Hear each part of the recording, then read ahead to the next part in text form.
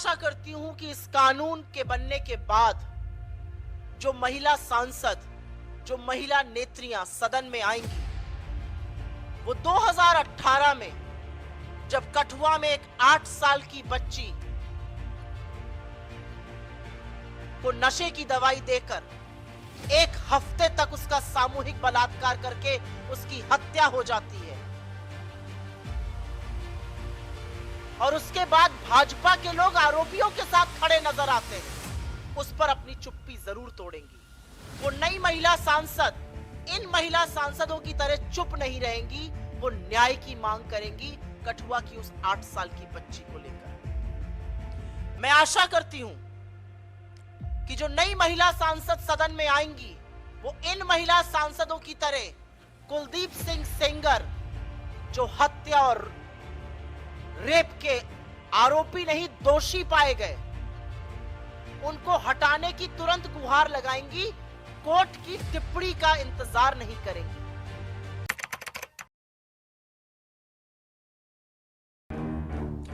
मैं आशा करती हूं कि इस कानून के बनने के बाद जो महिला सांसद, जो महिला नेत्रियां सदन में आएंगी, वो 2018 में जब कठुआ में एक 8 साल की बच्ची को नशे की दवाई देकर 1 हफ्ते तक उसका सामूहिक बलात्कार करके उसकी हत्या हो जाती है और उसके बाद भाजपा के लोग आरोपियों के साथ खड़े नजर आते हैं, उस पर अपनी चुप्पी जरूर तोड़ेंगी।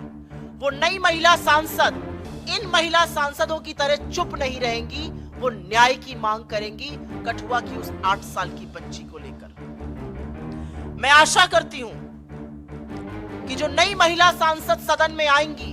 वो इन महिला सांसदों की तरह कुलदीप सिंह सेंगर, जो हत्या और रेप के आरोपी नहीं दोषी पाए गए, उनको हटाने की तुरंत गुहार लगाएंगी, कोर्ट की टिप्पणी का इंतजार नहीं करेंगी। वो अपने साथी सहकर्मियों से कहेंगी कि कुलदीप सिंह सेंगर दोषी पाए गए, उनके घर का चक्कर लगाना, उनका चरण वंदन करना, उनका महिमा मंडन करना बंद कर दो। वो आशा करेंगी कि जिस बच्ची के पिता, उनके चाचा, उनकी मौसियों की ट्रक दुर्घटना में हत्या हो जाती है, वो कैसे हो जाती है। वो नई महिला सांसद इन महिला सांसदों की तरह चुप नहीं बैठेंगे। मैं आशा करती हूं कि जो आने वाली भविष्य की महिला सांसद हैं, वो 2020 में जब शाहजहांपुर में भाजपा के नेता चिन्मयानंद के खिलाफ एक लड़की यौन शोषण का आरोप लगाएगी, तो वो चुप नहीं बैठेंगी, वो अपनी आवाज और अपना स्वर उस पीड़िता के स्वर में मिलाएंगी। मैं आशा करती हूं, और ये भयावह था, लेकिन मैं आशा करती हूं कि जो नई महिला सांसद आएंगी वो इन महिला सांसदों की तरह भाजपा की हाथरस में जब एक 19 साल की बेटी का बलात्कार हो जाता है, बर्बरता होती है उसकी मृत्यु के बाद 2:30 बजे रात को बिना उसके परिवार के जब उसको पुलिस और प्रशासन फूंक देते हैं, तो वो अपनी आवाज उठाएंगी। वो कहेंगी अपनी सरकार से कि आप पीड़िता का चरित्र हनन मत कीजिए। वो कहेंगी अपनी सरकार से कि प्रशासन के माध्यम से उनके परिवारों को डराइए मत, धमकाइए। वो ये कहेंगी, वो चुप नहीं रहेंगी इन महिला सांसदों की तरह। मैं आशा करती हूं कि जब नई भविष्य की महिला सांसद आएंगी तो वो लखीमपुर में पंचायत चुनाव में एक जनप्रतिनिधि के चीरहरण पे अपनी आवाज बुलंद करेंगी, वो चुप नहीं बैठेंगी। मैं आशा करती हूं कि जब अंकिता भंडारी की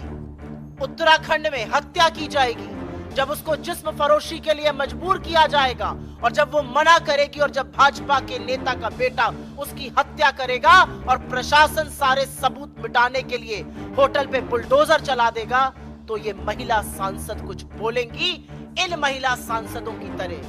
चुप नहीं रहेंगी। यह आशा है मेरी इस देश की आधी आबादी, इस देश में आने वाली नई महिला नेत्रियों से। मैं आशा करती हूं कि जो नई महिला सांसद इस सदन में चुनकर आएंगी वो देश की सबसे होनहार बेटियों को रोते हुए बिलखते हुए जब देखेंगी, जब वो देखेंगी कि उनको सड़कों पर पीटा जा रहा है, घसीटा जा रहा है, जब वो देखेंगी कि महीने भर से ऊपर ये बेटियां जिन्होंने देश का मान बढ़ाया है, गर्मी और धूप में बैठकर, बारिश के बीच में बैठकर आंदोलन कर रही हैं, वो जब सुनेंगी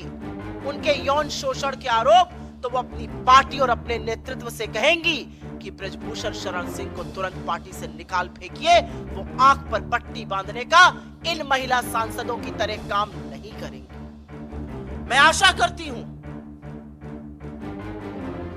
कि ये जो नई महिला सांसद आएंगी सदन में, वो इन महिला सांसदों की तरह मणिपुर पर मौन नहीं रहेंगी। मणिपुर पर जब नग्न औरतों को घुमाया जाएगा, जब आदमखोरों की भीड़ उनके शरीर को छलनी छलनी करेगी, उनके शरीर को छुएगी, तो ये नई महिला सांसद अपनी आवाज उठाएंगी। 78 दिन तक एक भयावह वीडियो का इंतजार नहीं करेंगी। वो पूछेंगी प्रधानमंत्री से, वो पूछेंगी गृह मंत्री से, वो पूछेंगी मुख्यमंत्री से कि आपकी नाक के नीचे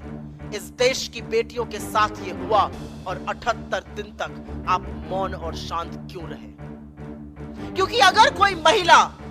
इन सब बातों पर अपनी चुप्पी नहीं तोड़ती है, अगर कोई महिला इन सब बातों पर मौन नहीं तोड़ती है, तो उसको सदन में रहने का कोई हक नहीं है। अगर आप आधी आबादी का प्रतिनिधित्व कर रहे हैं, अगर आप आधी आबादी के नुमाइंदे हैं, तो सबसे पहले आपको आधी आबादी की सुरक्षा, उनके खिलाफ अपराध, उनके खिलाफ हो रहे अत्याचार, उनके खिलाफ हो रही बर्बरता और उनके खिलाफ जिन लोगों ने किया है उनको मिल रहे राजनीतिक संरक्षण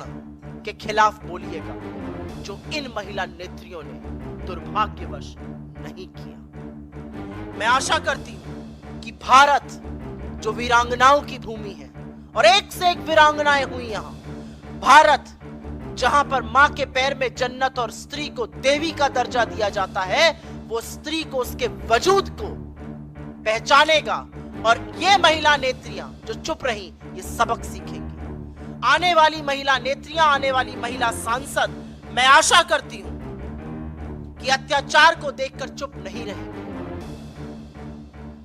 वो बर्बरता को देखकर मौन नहीं रहेंगी, वो बोलेंगी, वो बेखौफ होंगी, वो निडर होंगी, वो अपनी सत्ता की लोलुपता के पीछे नहीं छुपेंगी। उनको कोई फर्क नहीं पड़ेगा कि अत्याचारी कौन है, उनको यह फर्क पड़ेगा कि अत्याचार एक महिला पर हुआ है, जो दुर्भाग्यवश इन हंसते हुए चेहरों ने कभी नहीं